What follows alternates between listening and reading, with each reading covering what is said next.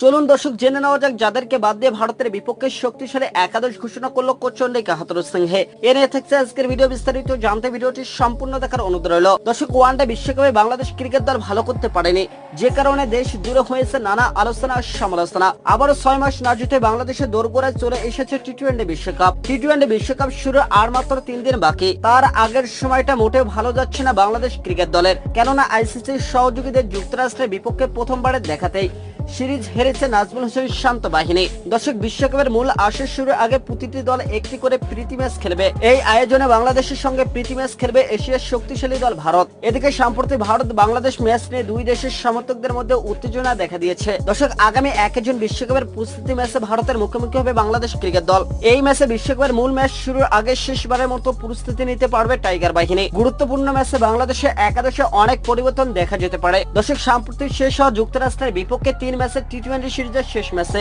দারুণ ব্যাটিং করে বাংলাদেশের দুই ওপেনার সৌম্য সরকার ও তানজিদ হাসান তামিম। ভারতের বিপক্ষে বিশ্বকাপের প্রস্তুতি ম্যাচে ওপেনিং এ দেখা যাবে তাদের দুজনকেই।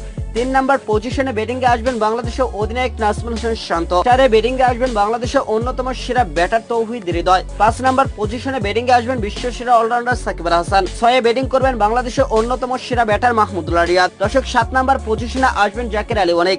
স্পিন বিভাগে সাকিব আল হাসানের সাথে দেখা যেতে পারে লেগ স্পিনার রিশাদ হোসেনকে। পেস বিভাগে দেখা যাবে মুস্তাফিজুর রহমান, শরীফুল ইসলাম ও তানজিম হাসান সাকিবকে। এক নজরে দেখে নেওয়া যাক ভারতের বিপক্ষে বাংলাদেশের সম্ভাব্য সেরা একাদশ।